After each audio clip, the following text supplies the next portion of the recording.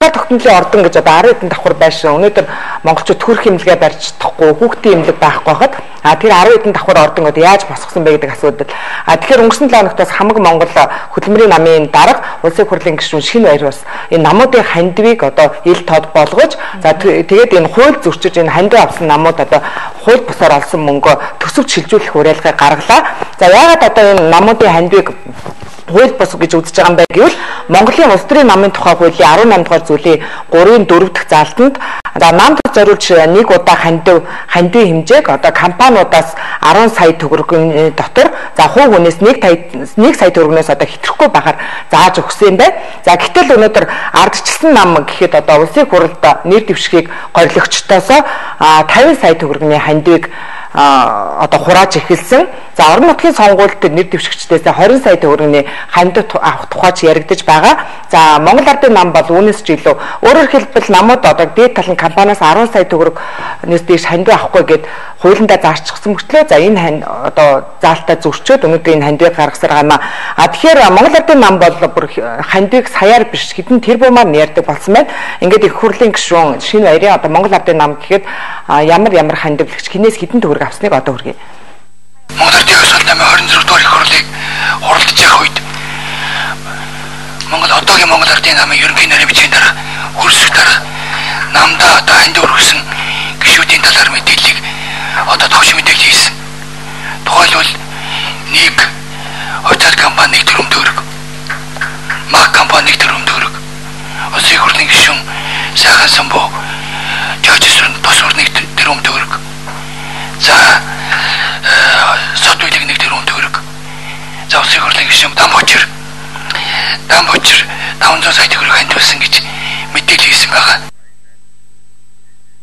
Намын ерөнхий нарийн бичгийн дарга намдаа илтгэсэн энэ тайлангаар бол тэрбум төгрөг намдаа хандилсан хүмүүсийн нэр ийхүү гарч байна. За эдгээр хүмүүс хэн бэ? За тухайлбал энэ дээр нэр нь дурддагдж байгаа хүмүүсээс за нэг компани гэж байна. За нэг компани бол өнөөдөр энэ шатхууны үнийн өсөлт ард түмэнд одоо хамгийн их нэрмээс болж байгаа гэж ярьдаг. Энэ бензин шатхууны үнийг өсгөж үнэтэй бензин ард түмэнд одоо шахсныхаа төлөөсөнд намдаа хандив өргөдөг.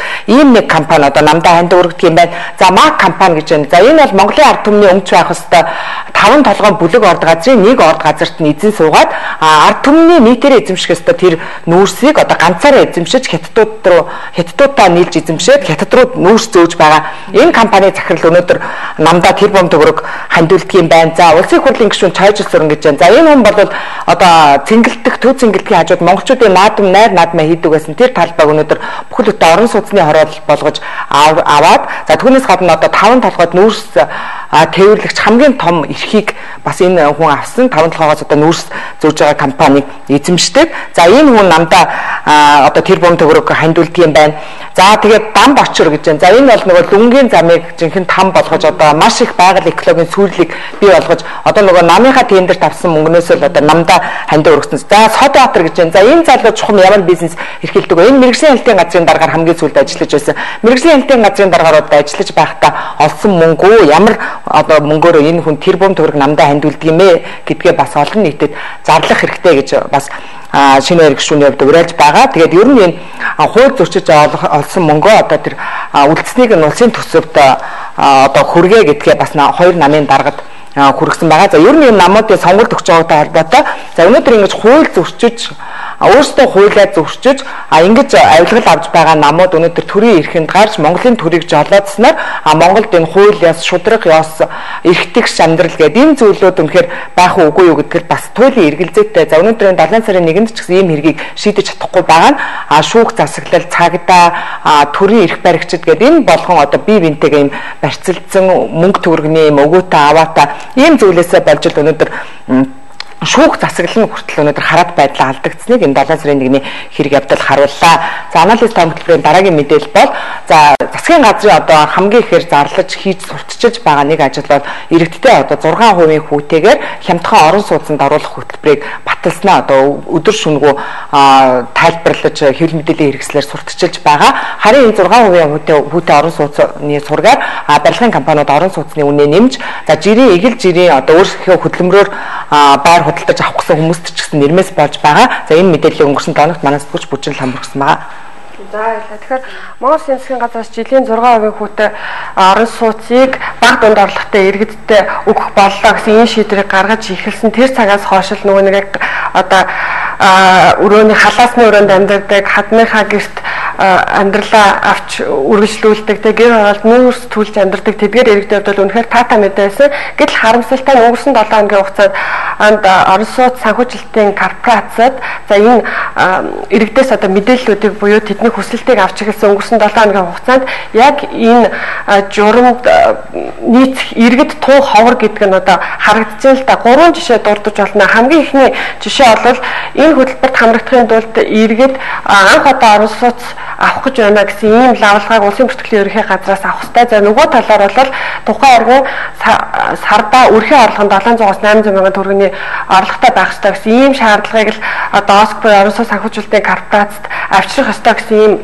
зүйлийг хэлж байгаа юм. Уул нь хоёрхан шаардлага учраас ард иргэд үнэхээр боломжийн юм орох боломжтой юм шиг хөөцөлтөд үзээгээ горлох тээж байгаа боловч яг газар дээрээ энэ хөтөлбөрт хамрагдах иргэдийн тоо түн цөөхөн гэдэг нь батлагдж байгаа юм. Яагаад гэвэл улсын бүртгэлийн ерөнхий газар дээр очиод анх удаа орон сууц хөтөлбөрт орон сууц авах гэж байна гэсэн лавлгаагаа авахын тулд ямар ч байсан 2 өдөр болвол очир дараа болж очирлно. За яг өдөртөө бол улсын бүртгэлийн ерөнхий газраас 400 хүнд энэ лавлгааг өгөх хүчин чадалтай байгаа юм байна. Иннээс илүү иргэд хүсэлт гаргаж байна гэсэн үг. Тийм учраас одоо 400 хүний номер тараагаад тухайн өдөрт 400 хүнд л одоо энэ лавлгааг өгж байгаа. Гэтэл харамсалтай нь энэ 400 хүний 2 өдрийн турш одоо гүйл гар дээр гიშгүүлээд бөө очир дараа болж ажил болж очирлсныхаа дараа харамсалтай за та болвол урд өмнө орон сууцтай байсан байна хамтран эзэмшигч юм байна гэсэн ийм хариултыг авж байгаа. Яг ийм хариулт авж байгаа иргэд болвол нийт ийм лавлгаа авах гэж ирсэн иргэдийн 70-аас 80% буюу ерөөсөө өдөртөө 400 хүнд энэ лавлгаа өгж байгаа юм болвол 40-80 хүн л одоо 40-80 хүн л за энэ хамтран эзэмшигч биш юм байна гэсэн ийм хариултыг авж байгаа юм л да. Энэ бол маш бага тоо. За энэ гэхээр одоо нөгөө нэг тодорхой хэмжээний орлоготой ч гэсэн харамсалтай нь аав ээж нь одоо урд өмнө байртай байсан одоо өрх тусгаалсан ч гэсэн тэдгээр хүмүүс бол энэ орон сууцны хөтөлбөрт хамрагдах боломжгүй болж байгаа. Тэгэхээр энэ түүхчилсэн лавлгаа буюу яагаад иргэд энэ хамтран эзэмшигч болоод байгаа юм бэ гэдгийг бас улсын бүртгэлийн ерөнхий газрын мэргэжилтнээс тодруулсан түүний яриаг хүргэе.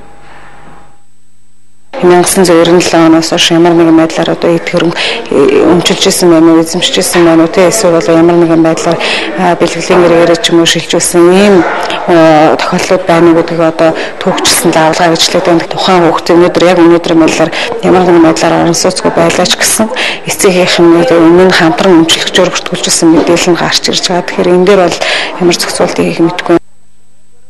Тэгэхээр аав ээж нь байртай болвол тухайн хүүхэд бага насндаа аав ээжтэйхээ одоо байрны ойр дээр нэр нь хамтран эзэмшигчгээд бичигдчихсэн байдаг учраас ихэнх хэрэгэд энэ 100 мянган айлын орон сууц хөтөлбөрт хамрагдах юмч боломжгүй болчихж байгаа. За нөгөө талаар үе үеэрээ тэгвэл одоо гэр хороолд амжилж ирсэн эдгээр иргэд хамрагдах боломжтой юм болов гэд одоо шүүгээд үзэхээр харамсалтай нь яг өнөөдрийн байдлаар нийслэлийн хэмжээнд 180 мянга гаруй гэр хорооллын иргэд амьдарч байгаа өрх байгаа гэж байгаа. Тэгээ энэ өрхөд дундаас судалгаа хийсэн байдаг юм. Гэтэл харамсалтай нь эдгээр иргэдийн 10 өрөхгүй хувь л нөгөө шаардлагад нийцэх 700 мянгаас 800 мянган төгрөгийн орлоготой байх магадaltaй. Тэгэхээр одоо энэ гэр оролд амьдарч байгаа иргэд бас энэ орон сууц хөтөлбөрт хамрагдах боломжгүй болж байгаа. Хоёр жишээ нь. За хамгийн хэрэгдэг одоо бухимдуулж байгаа нэг зүйл бол энэ хөтөлбөр хэрэгжиж эхэллээ гэсэн мэдээлэл цацагдсанаас хойш барилгын компаниуд барилгынхаа одоо үнийг огцон нэмсэн байгаа. За ингээд иргэдийн яриаг хүргэе. Үнэ айгүй өссөн шүү дээ. Ерөөсө 7 сарын өмнө бол байсан ямар сарын өмнө байсан үнээсээ 100 мянгаар өссөн шүү дээ. Жишээлбэл яг аль компани ямар байлаа? Eco Construction байна, Ломон байна. Өөр шазаар явсангүй л одоо явах гол гэж байна. 1 метр ядахад нь сая 400-аас дээш байлаа шүү дээ. Тий. Тэгээд нөгөө одоо 15 давхар гэхдээ 2-оос 9 давхартай бол сая 400. Тэрнээс дээшлээд тэрхээр үнэ өсөө явж байгаа байхгүй. Тий. Тэгэхээр амар их өндөр үнэтэй байлаа. Энэ Орон сууцны үнэг бол оны үнэтэй харьцуулахад огцон өссөн 200 мянгаас 500 мянган төгрөгөөр квадрат метр тутамдаа өссөн байна л да. Энийг бол оны өмнө гарч ирсэн тэнхлэгт зууч гэж сэтгүүл дээрс бодтойгоор үнийг нь харьцуулаад харьцаж болно. За баасан гарагтаас энэ барилгын компаниудаар явж үзсэн. За доод талд нь 1 м квадрат нь 1,450,000 төгрөгийн үнэтэй байгаа юм. Тэгээд одоо нэг хөтөлбөрт хамрагдахын тулд 55 м квадраттай байна уу гэхлээр байхгүй. Тэрнээс том байр үлдсэн гэсэн ийм тайлбарыг ихэнх компаниуд өгч илээ. За байлаа гээд 55 м квадрат байраа доотлын үн болох 1,450,000 төгрөгөөр авлаа гэхэд нийтдээ 79,750,000 төгрөг болж байгаа юм л да. За 79,750,000 төгрөг бүхэнлэтэн засгийн газраас одоо 6% хүүтэй зээл өгөхгүй учраас нөгөө 50 саятай зээл өгөх учраас зөрүү болох 29,750,000 төгрөгийг иргэн өөрөө авах болж байгаа. За дээрэс нь 59 саяхаа урьдчилгаа болох 5 саяыг тухайн барилгын компанид өгөөд нийтдээ иргэн 34,759,000 төгрөгийг тухайн барилгын компанид өгчиж гэрээхийн хийсэн гэрээг нь ОСК буюу Орон сууц санхүүжилтийн корпорац хүлээж аваад арилжааны банкуд руу материалын явуулна. Тэгэхээр ерөөсөө энэ зээл 100,000 айлын орон сууц хөтөлбөр ерөөсөө хинд чиглэгдээд байгаа юм бэ гэдэг асуулт гарч иж байгаа. Яагаад тэгэхээр 34,750,000 төгрөгийг бэлнээр төлөөд орчих баг дунд орлоготой иргэн манай байгаа мó тий. Яг нөгөө зорилтож бүлэгтээ очиж чадахгүй, хүрч чадахгүй байгаа юм л да. За тийм учраас энэ огцон нэмэгдээд байгаа орон сууцны үн дээр түр ямар зохицуулт хийх юм бэ? Анхнаасаа олон компаниудыг зөвхөн энэ компаниуд л одоо энэ 100,000 айлын орон сууц хөтөлбөрт хамрагдана гэж жагсаалт гаргачихсан юм бол тухайн компаниудтайгаа яагаад одоо та бүхэн үнэ яг энэ үнээс дэше гаргаж болохгүй гэсэн гэрээ ч юм уу те ийм зүйл хийгээгүй юм бэ. Тэгэхээр энэ 100,000 айлын орон сууц хөтөлбөр нь нэг талаараа зөвхөн цөөн хэдэн компаниудын үйл ажиллагааг дэмжсэн ийм зүйл болж байгаа юм шүү гэсэн ийм асуулт бас орж гарч ирж байгаа. За ингээд замтэр барилга хот байгуулалтын газрын дарга ганхуугаас бас цаашдаа энэ орон сууцны үнийн тал дээр төрөөс зохицуулт хийх үгүй юу гэж тодруулсан түүний яриаг хүргэв. Бид нар чинь тодорхой ямар арга механизмаар зохицуулах үүдий чинь эхлээд судалж байгаа. Дараа нь ийм механизм хуулинд харьцлахгүйгээр иргэдэд харьцлахгүй аж ахуйн нэгжүүдэд харьж биш. Тэгвэл хуулинд тохирсон тийм зохицуултын арга механизм бол хайна л та.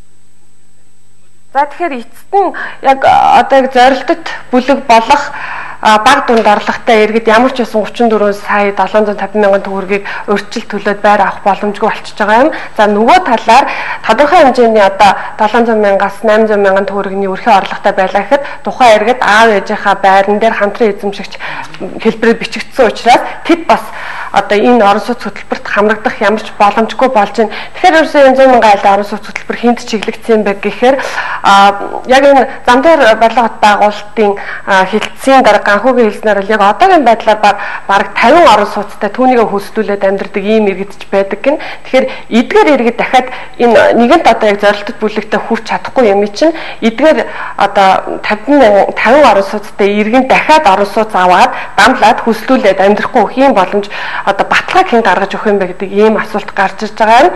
За ер нь бол энэ 100,000 айлын орон сууц хөтөлбөр нэгэнт зорилтод бүлэгтээ хүрч чадахгүй байгаа тал бас ажиглагдаж байгаа учраас ерөөсөө энэ 100,000 айлын орон сууц хөтөлбөр чинь сонгуулийн шоу юм а гэсэн энэ зүйлийг бас ажиглагдаж хэлж байна. 2008 оны сонгуулийн шоу 1,500,000 төгрөг гэсэн бол одоо 2012 оны сонгуулийн шоу жилийн 6% хүүтэй за 100,000 айлын орон сууц хөтөлбөр болж байна. За хамгийн эцэст нь бол энэ цөөн хэдэн барилгын компаниудын үйл ажиллагааг дэмжсэн нөгөө ард иргэд байртай болж чадахгүй ийм л хөтөлбөр болсон гэсэн ийм зүйлийг бас ард иргэд ажиглагдчихад хэлж байгаа юм аа. За баярлалаа эрхэм үзэгчдээ анализ